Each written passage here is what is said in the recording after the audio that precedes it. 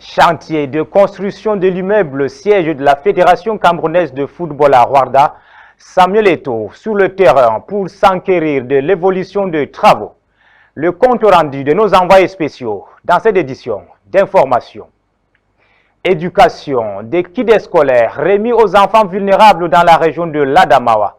C'est une initiative de l'association de lutte contre le VIH-Sida et les souffrances sociales. C'est tout pour les titres. Bienvenue à cette édition de l'information sur CamNews 24 et IDFM en direct de Garoua, mesdames, messieurs. Dans un monde où l'éducation reste un enjeu crucial, l'initiative d'association de lutte contre le sida et les souffrances sociales à l'UCOS se démarque par son engagement envers les enfants issus des familles vulnérables dans la région de l'Adamawa. Des fournitures scolaires essentielles ont été remises aux bénéficiaires.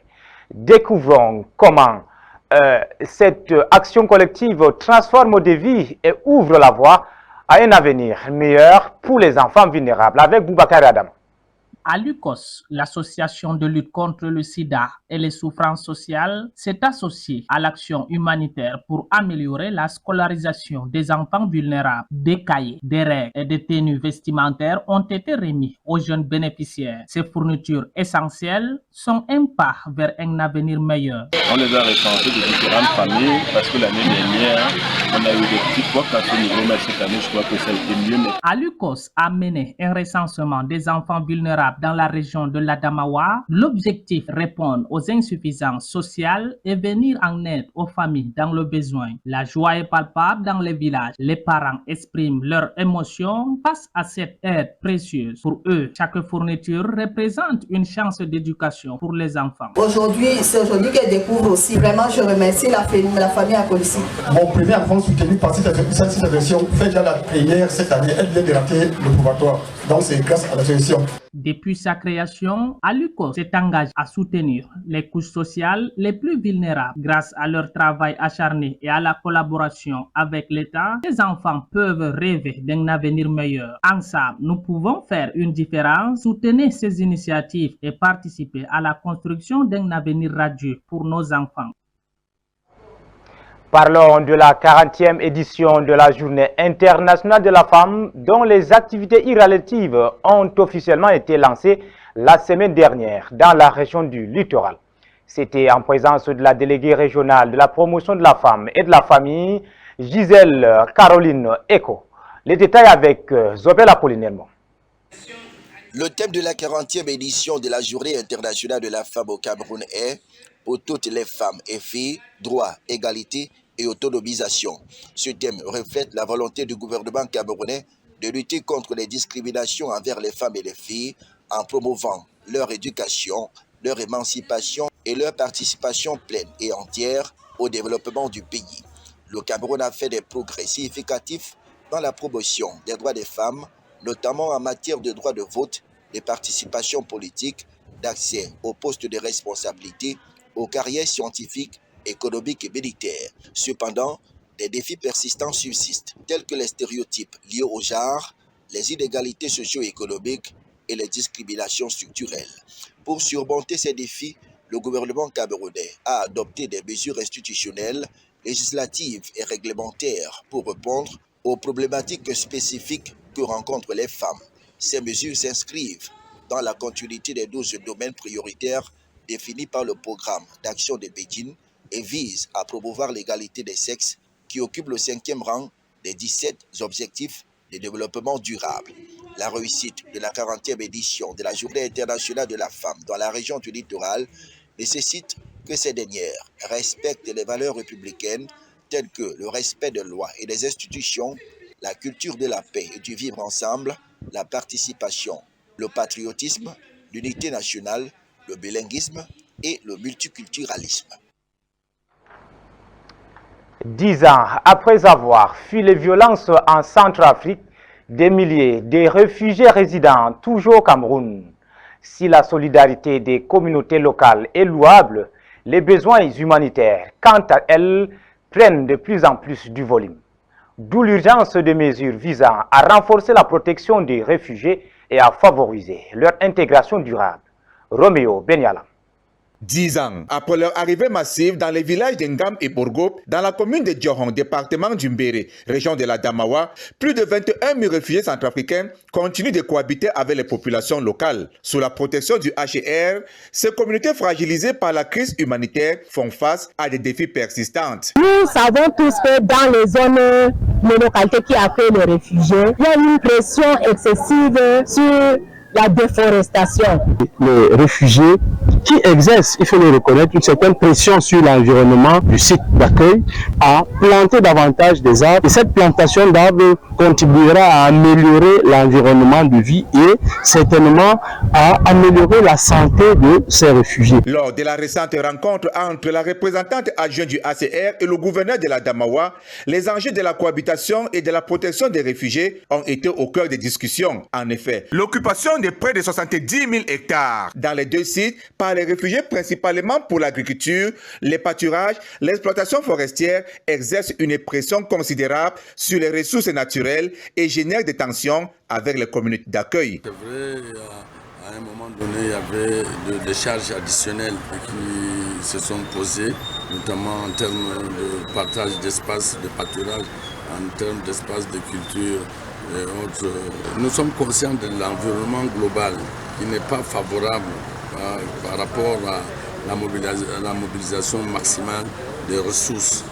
Mais nous restons optimistes. Le HCR vient de confirmer qu'il continue à faire des efforts pour pouvoir mobiliser ces moyens afin que les réfugiés se sentent de plus en plus à l'aise, de plus en plus intégrés dans notre pays. Le départ volontaire de certains réfugiés, couplé au retour d'autres témoins de la complexité de la situation. Pour faire face à ces défis, le HCR et les autorités camerounaises se sont engagés à renforcer la protection des réfugiés et à améliorer la cohabitation avec les populations locales et à soutenir les initiatives de développement durable. Nous sommes plus de 10 ans après, les populations réfugiées sont maintenant très bien intégrées avec les populations locales.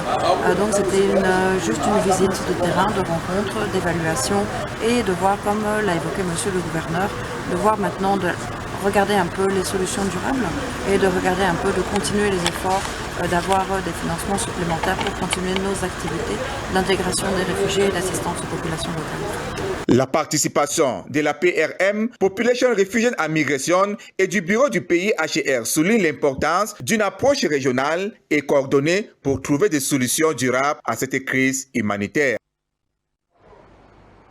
De la culture, dans cette édition d'information, mesdames, messieurs, dans la ville de Maroua, à l'extrême nord du Cameroun, la Fantasia s'érige en un symbole fort de la culture locale. Cette première célébration équestre empreinte de traditions ancestrales rassemble les communautés autour de valeurs de bravoure et de loyauté. Reportage. Bienvenue à Maroua, au cœur de l'extrême nord du Cameroun, où les traditions ancestrales prennent vie dans une célébration unique, la Fantasia. Un événement qui transcende le temps et honore les valeurs culturelles et spirituelles de notre société. La première édition a connu la présence des différentes chefferies de la région de l'extrême nord qui se sont rassemblées pour honorer à cette coutume qui leur est chère. Les cavaliers ornés de leurs plus beaux atours défilent avec fierté devant le Lamidou, symbole de l'autorité et du respect. La Fantasia n'est pas seulement un spectacle équestre, c'est une démonstration de bravoure et d'habileté. Les chevaux galopent, s'élancent et s'arrêtent en un instant, témoignant d'un lien indéfectible entre l'homme et l'animal. La Fantasia est un moment sacré pour nous. De mettre le cheval au centre des préoccupations. Comme vous avez constaté, cette Fantasia a été très animée. Il y a eu des prix au meilleur cavalier, des prix de cheval le mieux entretenu. Les spectateurs venus des 4 coins de la région de l'extrême nord Cameroun assistent émerveillés à ce spectacle vibrant. Ici, le respect des valeurs culturelles se manifeste non seulement par des rituels, mais aussi par une communauté unie dans sa diversité. En ce jour de célébration, Maroua se transforme en un véritable théâtre vivant où chaque cavalier, chaque cri et chaque battement de cœur rappelle l'importance de notre héritage culturel. La première édition de Fantasia est bien plus qu'une tradition, c'est une fierté partagée qui perdurera à travers les âges. En sport, le président de la FECAFOOT a effectué lundi une visite au chantier de construction de l'immeuble siège de la Fédération camerounaise de football à Ouarda. Samuel Eto'o a pu toucher du doigt l'évolution des travaux de ces vastes chantiers. Le compte rendu d'Ali Jida et Michel Ateba. Énième visite sur le chantier de construction de l'actuel immeuble du siège de la Fédération camerounaise de football situé au quartier Ouarda à Yaoundé. Samuel Eto'o fils visite tous les coins et recoins de cette grosse œuvre en construction depuis 13 ans. De l'extérieur, le président de la fédération peut apprécier le travail effectué par les techniciens. À l'intérieur du bâtiment, Samuel Eto'o tente même de faire quelques suggestions telles qu'on le voit ici à travers ces images. D'un coût initial du projet de 1,7 milliard de francs CFA en 10 ans, les travaux de construction du nouvel immeuble siège piétinent en dépit de plusieurs tentatives. Malgré les appels d'offres pour les travaux de finition lancés par les différents exécutifs, le siège n'est toujours pas achevé.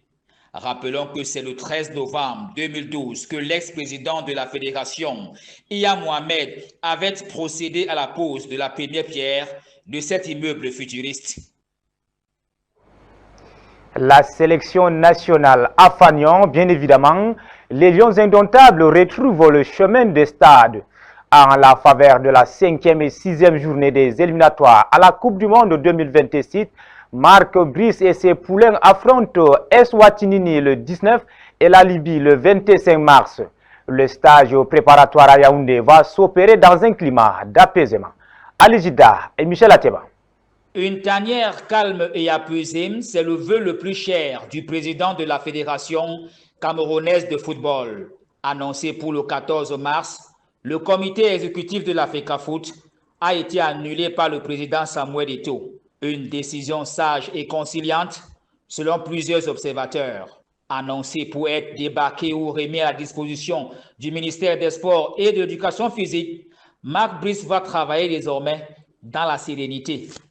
Le patron de l'instance fêtière veut désormais détendre l'atmosphère déjà tendue au sein de la tanière. Le prochain stage annoncé à Yaoundé la semaine du 10 mars est un gros test pour juger de la nouvelle collaboration entre la FECAFOOT et le technicien belge.